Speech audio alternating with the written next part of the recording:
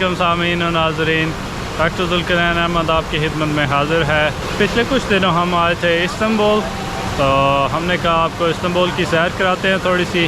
आज हम एक बहुत ही स्पेशल जगह पे आए हैं और ये जगह है सैयदना हज़रत अबू अय्यूब अल अंसारी, उनका जहाँ पे मकबरा है। और सैयदना अबू अय्यूब अल अंसारी अंसार सहाबा में से थे और एक कबीला बनु नज्जार उनका कबीला था, उनमें से थे। और ये हुज़ूर सल्लल्लाहु अलैहि वसल्लम के बहुत ही करीबी सहाबियों में से थे।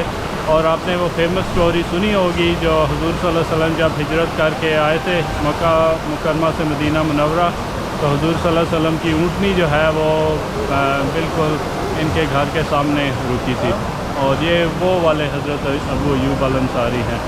और इन्होंने हुज़ूर सल्लल्लाहु अलैहि वसल्लम से सुना था और मतलब अल्लाह बेहतर जानता है इसके बारे में पूरी स्टोरी किस तरह की है कि लेकिन ये कहा यह जाता है इसमें हिस्ट्री की बुक्स में कि हुज़ूर सल्लल्लाहु अलैहि वसल्लम की एक हदीस थी जिसमें उन्होंने कॉन्स्टेंटिनोपल जिसे इंग्लिश में या कुस्तुनतुनिया हम उर्दू में कहते हैं, उसके बारे में पेशन गोई की थी कि वो जो है मुसलमान फतह करेंगे।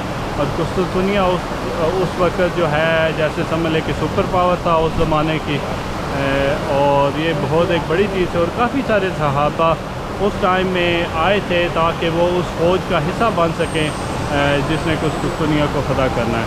तो उसी सिलसिले में सैयदना अबू अय्यूब अल अंसारी काफ़ी अपनी उम्र के आखिरी हिस्से में यहाँ पे आए थे और इन्होंने इसमें हिस्सा भी लिया था जो बैटल थी उसकी पहली फर्स्ट बैटल ऑफ कॉन्स्टेंटिनोपल जिसे कहते हैं, उस टाइम पे आए थे यहाँ पे।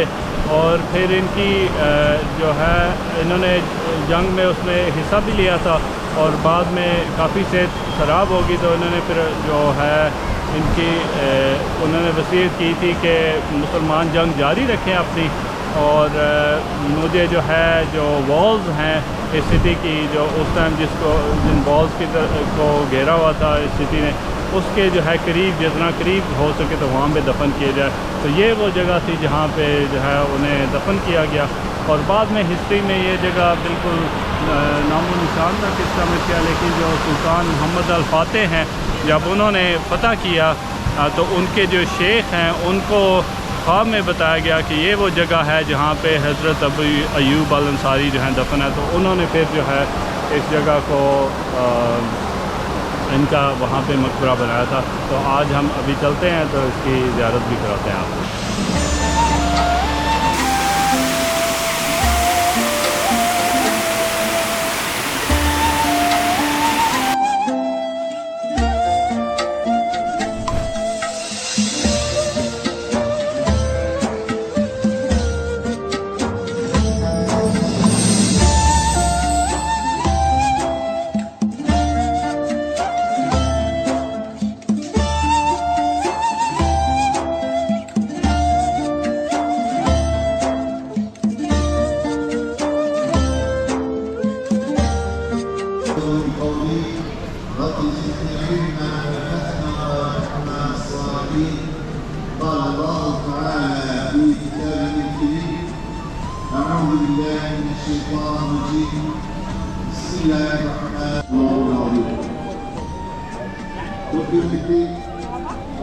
Kardeşlerim ve Sultan Hazretleri'nin ziyaretçileri.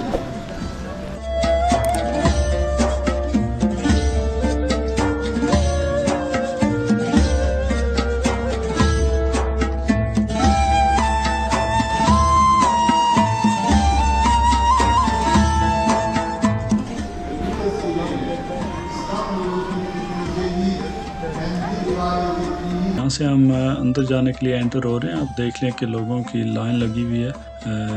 Usually काफ़ी रश होता है लेकिन अभी हम पहुँचे हैं थोड़ा सा ज़ोहर से पहले का टाइम है तो रश इतना ज़्यादा नहीं है। तो अभी हम अंदर जाएंगे इंशाल्लाह। पे पे अंदर जो है आपको साइड से व्यू नज़र आ रहा होगा। अभी हम जो है बिल्कुल सामने जाएंगे और फातिहा खानी भी करेंगे।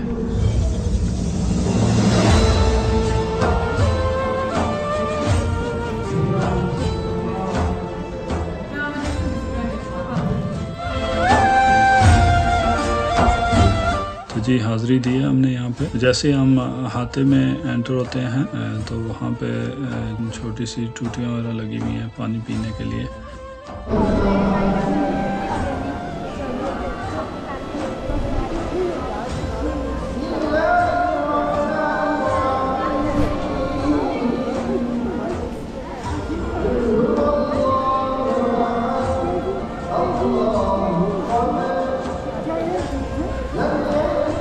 यहाँ पे ये मस्जिद आपको नज़र आ रही होगी और ये मस्जिद भी सुल्तान मोहम्मद अल फातेह के ऑर्डर पे बनी थी।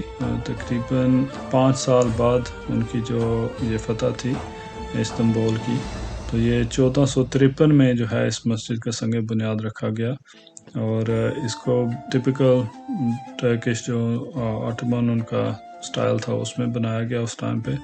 और बाद में जो है ये मस्जिद काफ़ी ख़राब भी होगी और फिर जो अर्थक्वेक में भी इसको नुकसान हुआ तो तकरीबन 1800 में दोबारा इसको जो है बनाया गया था। तो इसका जो दरमियान वाला जो सेंट्रल डोम जिसे कहते हैं, जो गुंबद है, काफ़ी ऊंचा है, 17.5 मीटर उसकी ऊंचाई है और उसके साइडों पे जो हैं 2 हाफ डोम जिसे कहते हैं या आधे गुंबद वो हैं। यहाँ पे थोड़ी सी एक बात आपको बतानी थी कि जो मस्जिद की आपको बिल्कुल फ्रंट पे बड़ी बड़ी खिड़कियाँ नज़र आ रही होंगी, तो उन खिड़कियों का मकसद असल में ये था कि वहाँ से लाइट काफ़ी ज़्यादा है और अंदर बैठ के तब अब नमाज वगैरह पढ़ रहे हों या कुरान जीद वगैरह पढ़ सकें और बाहर जो है गार्डन भी है, तो इसकी वजह से बड़ी बड़ी खिड़कियाँ लगाई गई थी।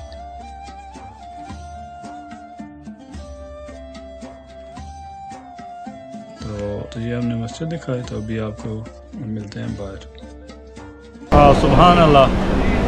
तो हमने हाज़िरी दी है मज़ार शरीफ पे और फातिहा शरीफ भी पढ़ी है। अल्हम्दुलिल्लाह बहुत पुरसुकून जगह है और वहाँ जाके आपको एहसास होता है कि वाकई ये अजीम लोग थे, ये क्यों अजीम थे, क्योंकि उन्होंने हुज़ूर सल्लल्लाहु अलैहि वसल्लम की सुन्नत पे अमल किया और वाकई अंदर जाके कोई जो है ना प्रेजेंस फील होती है।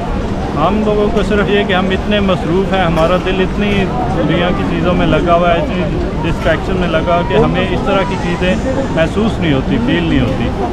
लेकिन यह कि अगर हम थोड़ी सी कोशिश करें और अपने दिल को इस तरफ लगाएं तो ये भी हिस्सा है, जैसे हमें छूने की हिस्सा है, सुनने की हिस्सा है और जिस तरह के हिस्से हैं और जैसे हम उनको और इंटेलिजेंस है, जैसे फॉर एग्ज़ाम्पल उसको हम इंक्रीज़ कर सकते हैं, हाफ़ज़ा हमारा बढ़ा सकते हैं, इसी तरह ये महसूस करने की भी हिस्सा है। और आप इसको अल्लाह ताला के ज़िक्र से, नमाज से और इस तरह की चीज़ों से और जो अल्लाह ताला के साथ आपको जो है अपनी जो जैसे कहते हैं औलिया के लो लगाएंगे, आपकी ये हिस्स भी जो है बढ़ती जाएगी। मैं सबसे पहले अपने बारे में बात कर रहा हूँ और मुझे खुद इस पर काम करने की ज़रूरत है, लेकिन ये कि हम सब लोग जो हैं इस पर कुछ ना कुछ काम कर सकते हैं। तो अल्हम्दुलिल्लाह अल्लाह ताला ने मौका दिया और बंदे को एहसास होता है कि यार हम लोग क्या कर रहे हैं यहाँ पे और हमारा मकसद क्या आने का, और इस तरह की जगहों पे आके बंदे को एहसास होता है कि वाकई हमारा जो है ना बिल्कुल कोई मकसद है और इसी वजह से हम यहाँ पे आए हैं। और बेसिकली हमारा मकसद अल्लाह ताला ने जैसे हमें पैदा किया अपनी इबादत के लिए और जो है हमें उस चीज़ को मद्देनज़र रखना चाहिए और लोगों की खिदमत करनी चाहिए। तो ये था हमारा आज का वीडियो, उम्मीद है आपको पसंद आया होगा और thank you very much for watching और आपको मिलेंगे अगली वीडियो में। अस्सलाम वालेकुम।